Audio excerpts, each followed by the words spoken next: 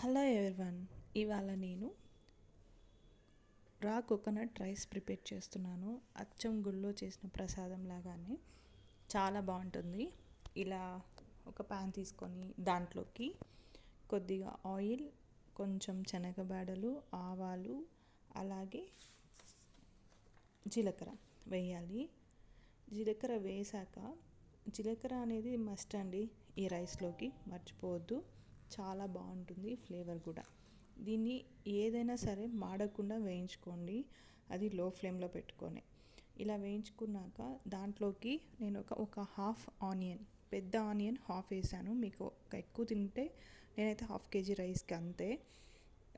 ఆ తర్వాత 2 పచ్చిమిర్చి చీల్చి వేసుకోండి, అలాగే ఎండుమిరపకాయలు 2, అలాగే ఇవన్నీ వేయించాలన్నమాట. లో ఫ్లేమ్లో పెట్టే వేయించుకోండి. ఏదైనా హై ఫ్లేమ్లో పెడితే ఆ ఫ్లేవర్ టేస్ట్ అనేది పోతుంది. సో అందుకే. అండ్ సారీ ఫర్ డిస్టర్బెన్స్, ఇక్కడ వర్క్ జరుగుతుంది, అందుకే మీకు ఇలా నాయిసెస్ వస్తున్నాయి. అండ్ అలాగే ఇంగువ కూడా యాడ్ చేయండి. ఇంగువ మస్ట్ అన్నమాట దీంట్లో, చాలా బాగుంటుంది ఆ ఫ్లేవర్ కూడా. మీకు నచ్చితే వేసుకోండి, నచ్చకపోతే స్కిప్ చేయండి, ఏం పర్లేదు. బట్ కానీ కొబ్బరి మాత్రం తురిమే వేసుకోండి. మిక్సీకి వేసారంటే ఆ టేస్ట్ బాగుండదు. కొబ్బరి అనేది మిక్సీకి వేసి చాలామంది చేస్తుంటారు అనమాట, అస్సలు బాగుండదు, తినబుద్ధి కూడా కాదు అలా చేస్తే. తురిమి వేసుకొని చేస్తేనే టేస్ట్ బాగుంటుంది.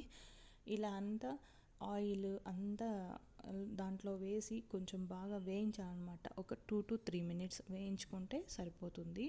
ఆ తర్వాత గీ అనేది మస్ట్ అనమాట. ఎక్కువ వేయబడలేదు, కొంచెం ఒక స్పూన్ వేస్తే సరిపోతుంది. ఆ ఫ్లేవర్ చాలా బాగుంటుంది ఆ రైస్లో.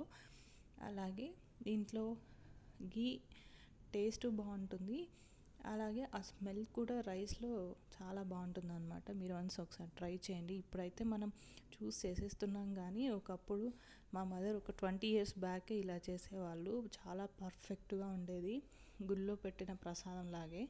దీంట్లో నెక్స్ట్ మోస్ట్ ఇంపార్టెంట్ అనమాట పెప్పర్ పౌడర్, నల్ల మిరియాలు పౌడర్ చేసి పెట్టుకోవాలి. ఇలా వేయించుకున్నాక 2 minutes దాన్ని వేసి బాగా కలుపుకోవాలన్నమాట. కలుపుకొని మీకు ఇంకా కావాలనిపిస్తే, మీరు ఎక్కువ స్పైసీ తినగలము అనిపిస్తే ఇంకా కొంచెం యాడ్ చేసుకోండి, చాలా బాగుంటుంది. అలాగే సాల్ట్ కూడా మీకు తగినంత, ఎంత తినగలరో అది వేసుకోండి అనమాట. కొద్దిగా వేసుకొని ఫైనల్గా అయితే కొత్తిమీర వేసి రైస్లో కలిపేసుకోవడమే. చూస్తున్నారు కదా ఎంత పర్ఫెక్ట్గా ఉందో. చాలా బాగుంది టేస్ట్ కూడా. నాకు, పిల్లలకి అండ్ మా వారు అందరూ ఇష్టంగా తిన్నారు. దీన్ని నేను పికిల్తో సర్వ్ చేశాను, మ్యాంగో పికిల్, గోంగూర పికిల్తో.